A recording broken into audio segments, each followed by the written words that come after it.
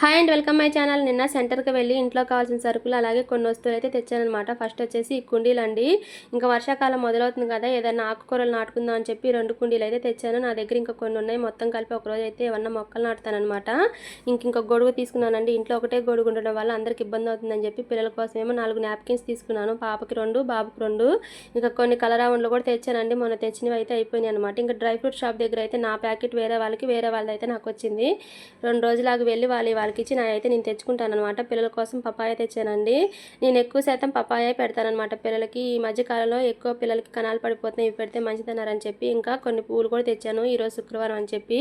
మా బావేమో dragon fruits తీసుకున్నాడు అనమాట. కొన్ని ఏమో కొత్తిమీర ఇత్తనాలు, ఇంకొన్ని తీసుకున్నానండి. వేరే ఇత్తనాలు అయితే కనిపించలేదు.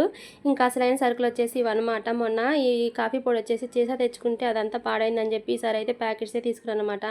అది కాక ఈసారి కొంచెం బడ్జెట్లో ఉందిలేండి, అందుకోసం అని చెప్పి ఇంకా పిల్లల కోసం బిస్కెట్స్, కొన్ని లేస్లు అలాంటివి అయితే ఇంకొన్ని తీసుకొచ్చానమాట. ఇదంతా చిల్లర బడ్జెటే అండి, ఎందుకంటే మ్యాక్సిమం ఇంట్లో కావాల్సిన తక్కువ, అలాగే పైకి కావాల్సిన చిరుతిండ్లు ఎక్కువ ఉంటాయి అనమాట నా బడ్జెట్లో అయితే. ఇంకా పిల్లల్ని బయటకు పంపించడం ఎందుకని చెప్పి మ్యాక్సిమం నేనైతే ఇలాగ అన్ని సరుకులతో పాటు తెస్తానమాట. ఈసారి అయితే కొన్ని ఫ్రీ వచ్చినాయి అండి. ఇలా నువ్వుల నూనెకేమో మనకి ర్యాపర్ బిస్కెట్ ప్యాకెట్, అలాగే ఇప్పీకేమో పెన్సిల్స్ అయితే ఫ్రీ వచ్చినాయి అనమాట. ఫస్ట్ టైం నేను 10 రూపీస్ వాటికి కూడా ఇలాగ ఫ్రీ రావడం చూడడం. ఇంక ఈ చిన్నులపాయలకు వచ్చేసరికి నాకైతే ఒక లాజిక్ అర్థమైందనమాట. 2 రకాల చిన్నులపాయలు అనమాట. 2 రకాల చిన్నులపాయలు ఒక దగ్గర పెట్టున్నారనమాట. ఒకటేమో రెబ్బలు, ఇంకోటేమో పెద్ద పాయలు. పెద్ద పాయలేమో 80 రూపాయలు అంట, రెబ్బలేమో 65 రూపాయలు అంట. నాకేమో రెబ్బలే నచ్చినాయండి, క్వాలిటీ కానీ అలాగే ఇంకా మనం ఒలుచుకోవాల్సిన అవసరం ఉండదు, అలాగే ఇల్లంతా పొట్టుపడదని చెప్పి నేనైతే రెబ్బలే తీసుకున్నాను.